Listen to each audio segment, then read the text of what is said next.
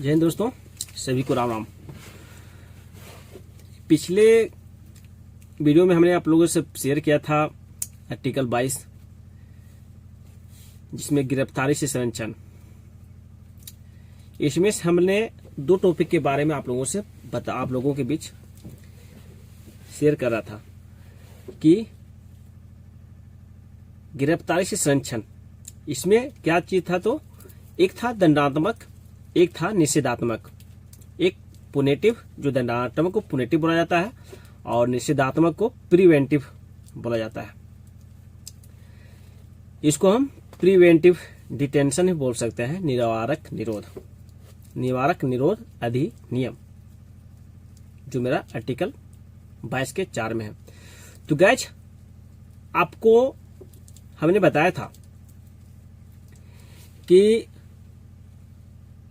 Article 22 में जो मेरा है, आर्टिकल 22 का 1 में है मेरा कि कोई भी कुछ ऐसा कुछ काम करता है तो उसको गिरफ्तार किया जाता है। तो सबसे पहले आर्टिकल 22(1) के तहत उसको वारंट दिखाया जाता है, फिर उसको अरेस्ट करके उसको लाया जाता है। तो फिर आर्टिकल 22 के 2 में उसको 24 घंटा के अंदर उसको न्यायालय पहुंचाना होता है। कहाँ पे पहुंचाना होता है? न्यायालय उसको पहुंचाना होता है, नजदीकी न्यायालय में। उसके बाद 22(3) में आपको बताया था कि उसे वकील रखने का भी हक दिया गया है। मुजरिम को अपने हिसाब से, अपने मन पसंद से वह वकील रख सकता है। ये बताया था हमने पुनेटिव में, दंडात्मक में। ये बताया था कि आपको इसमें आप है कि अपराधी जो है वो अपराध करता है। दंडात्मक में अपराध करने के बाद उसमें सजा दिया जाता है। जो अपराध करता है उसके बाद उसको सजा मिलती है, पनिशमेंट मिलती है, जो न्यायालय के द्वारा दिया जाता है। लेकिन फिर इसी में बताया गया है मेरा 22 के 4 में कि आपको कोई भी आप अपराध करते हैं, उसको अपराध करने से आपको पहले इसमें रोक देता है। आपको यदि कोई भी है, जैसे फॉर एग्जाम्पल कोई नेता लोग रहता है, कुछ ऐसा कुछ आंदोलन कर रहा है, तो उसको उस आंदोलन से निकाल करके उसको गिरफ्तार कर लिया जाता है, उसको अरेस्ट कर लिया जाता है कुछ टाइम के लिए, फिर उसको छोड़ दिया जाता है। लेकिन कुछ बड़ा कुछ काम होने वाली है, अर्थात कुछ अच्छा खासा त्योहार मनने वाला है, इलेक्शन अच्छा खासा चलने वाला है, कुछ ऐसा बड़ा काम सरकार को करना है, तो उस समय जो उस एरिया का, जिस एरिया में कुछ अच्छा खासा काम होने वाला है संवैधानिक तरीका से, और सरकार को डर है कि हाँ इन लोग है कि अपराध कर सकता है, तो उसे बिना कहे पूछे उसे अरेस्ट कर लिया जाता है। और सब 22(4) के तहत ही उसको अरेस्ट करता है, बिना कहे पूछे। ना उसे वारंट दिखाएगा, ना उसे 24 घंटा अंदर रखेगा, वो न्यायालय पहुंचाएगा, ना ही उसको वकील रखने का भी हक इसमें नहीं है। मतलब कि ना वकील रख सकता है, न 24 घंटा के अंदर उसको न्यायालय पहुंचाया जा सकता है, ना उसे वारंट दिखाया जा सकता है। ना वकील रखने का अधिकार है, न दलील, न अपील। ये तीनों में से कोई भी इसमें लागू इसमें नहीं हो सकता है अपराधी के खिलाफ। डायरेक्ट सरकार है, इससे सरकार के थ्रू जो भी हमारा पुलिस अधीक्षक रहेंगे वो उसको अरेस्ट कर लेगा अपराध करने से पहले। और अपराध उसे अरेस्ट तो करेगा भाई, लेकिन अरेस्ट करने के बाद है कि उसको 3 महीना तक रख सकता है। 3 महीना तक उसे जेल में रख सकता है। किसको? जिसको डर है कि हाँ ये अपराध कर सकता है। ये होता है हमारा। और यदि सरकार को लगता है कि नहीं 3 महीना से ज्यादा रखना चाहिए, तो राज्य के गृह मंत्रालय से भी वो सिफारिश करेगा पुलिस अधीक्षक कि श्रीमान इसको, हमको शक है, हमको नहीं डर, मैं पूरी तरह से कॉन्फिडेंस नहीं हूं कि इसको छोड़ने के बाद ये कुछ नहीं करेगा और इसको कुछ दिन और रखा जाए। तो 3 महीना ज्यादा रखना है तो राज्य के गृह मंत्रालय से वो सिफारिश करके वो ज्यादा दिन तक रख सकता है, मतलब 6 महीना। और 6 महीने बाद यदि रखना है, 6 महीने बाद यदि रखना है तो कोर्ट से सिफारिश लेना पड़ेगा। हाँ, तो गाइज एक और बात है, फॉर एग्जाम्पल जैसे कि हमारा धारा 370 जब हट रहा था, जम्मू कश्मीर से धारा 370 को जब हटाया जा रहा था, तब वहां के जो चुनिंदे जो नेताओं लोग जो था, जो कश्मीर के धारा 370 जो हटाने के खिलाफ में थे, उसके पक्ष में जो नहीं थे, सरकार को लगा कि इन सभी जो नेता है, यदि हम 370 को हटाते हैं तो भड़काऊ भाषण दे करके सभी को अपने पक्ष में कर लेगा और फिर बहुत बड़ा दिक्कत का सामना करना पड़ेगा और फिर नहीं हटा पाएंगे। तो फिर सरकार ने उन सभी नेताओं को गिरफ्तार किया वहां से, और पूरा पुलिस भर दिया, चप्पा तक पुलिस भर दिया, हर एक गली तक पुलिस भरा, हर एक गली तक मिलिट्री को भर दिया, सीआरपीएफ को भर दिया, अरे भाई सेनाओं को भर दिया, और उस लोकेशन को ऐसा नजरबंद किया कि जितना जो नेताएं लोग थे सब तो था आर्टिकल 22(4) के तहत सब जेल में था, उसको अरेस्ट कर लिया गया था। किसी को हाउस अरेस्ट किया गया था, जिसमें उसको नजरबंद कर लिया गया था हाउस अरेस्ट के तहत।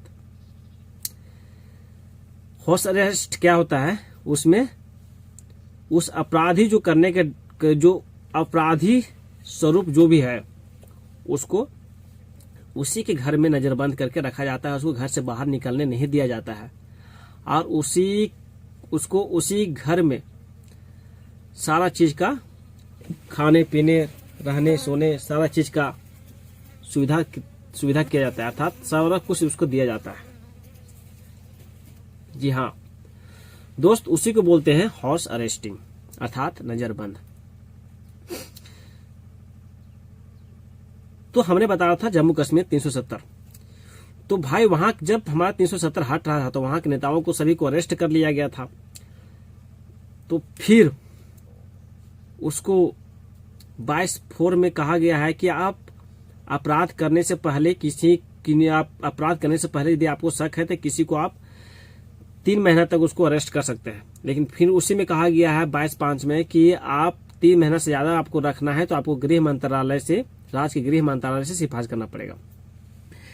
22(6) में कहा गया है कि उससे भी यदि आपको रखना है तो आपको कोर्ट से सिफारिश करना पड़ेगा। 22(7) में कहा गया कि यदि आपको उससे और आगे आपको उसको रखना है उस अपराधी को, तो आपको कोर्ट से ही सिफारिश करना पड़ेगा और उसके तहत वो रख सकता है। तो वहां के पता है आपको, जो जम्मू कश्मीर के जो नेताएं लोग था जिसको गिरफ्तार, तो जेल में वो तो सुरक्षित रहता है ना।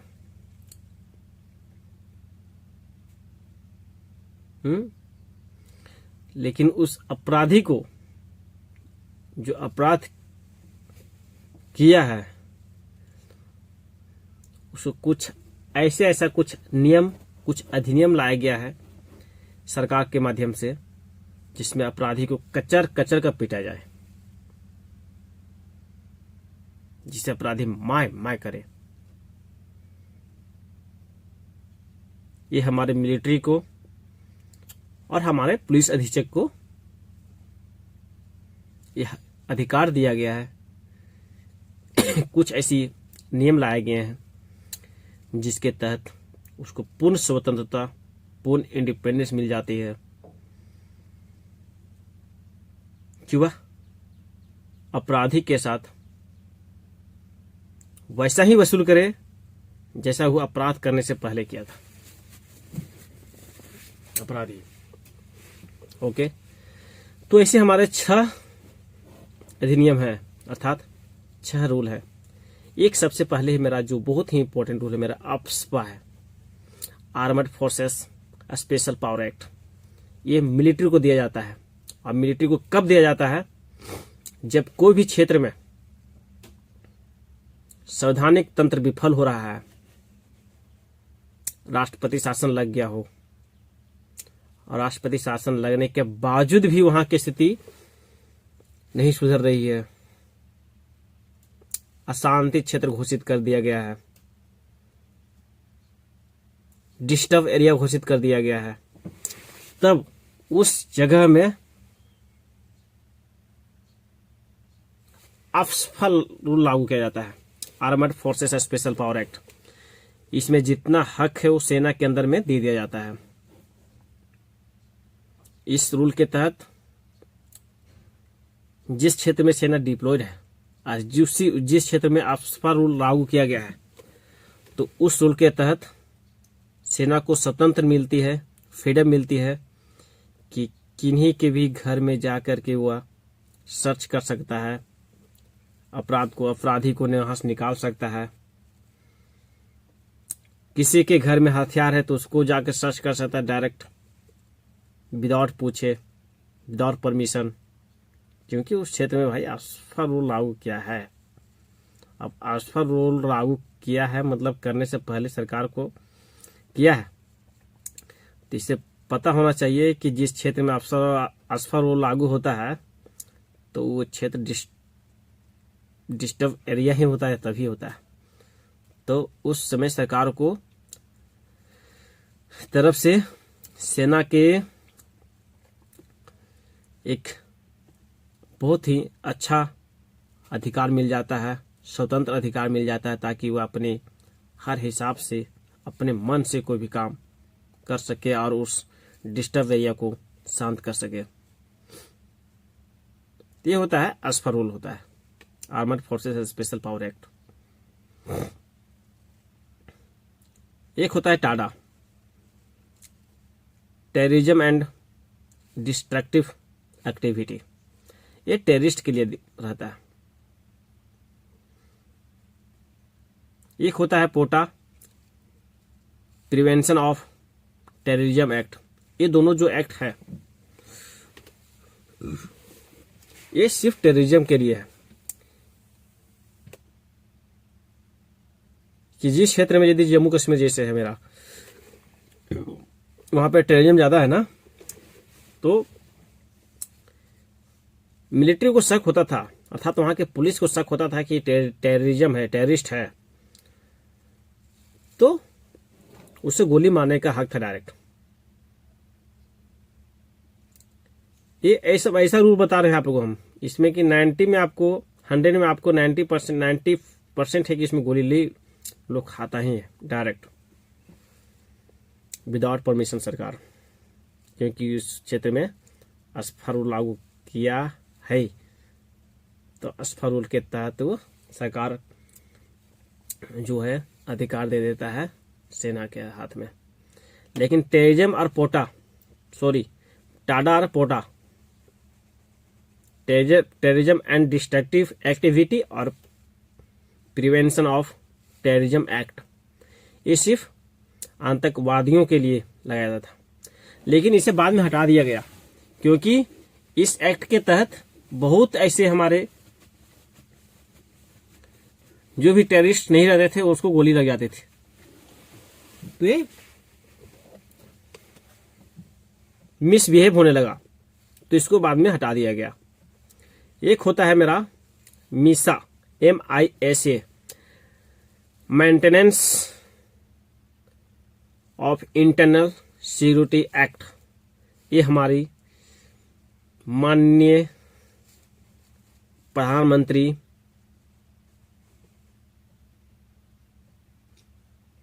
इंदिरा गांधी जी ने लगाई थी। और इस एक्ट के तहत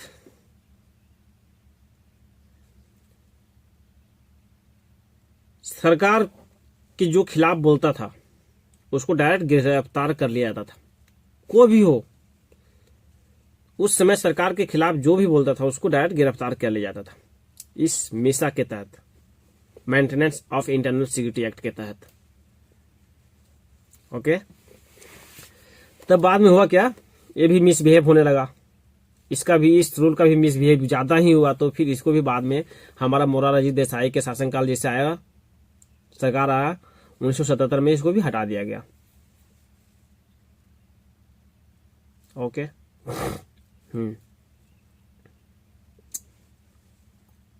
एक मेरा आता है NSA, रासुका, राष्ट्रीय सुरक्षा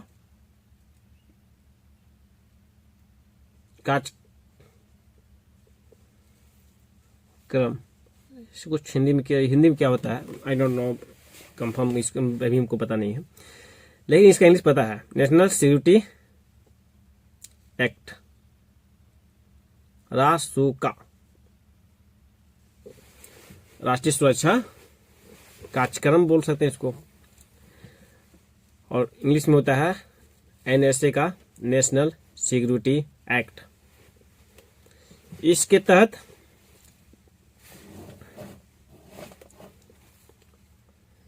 कोई भी यदि किसी को यदि गोली मार देता है, गोली चलाता है,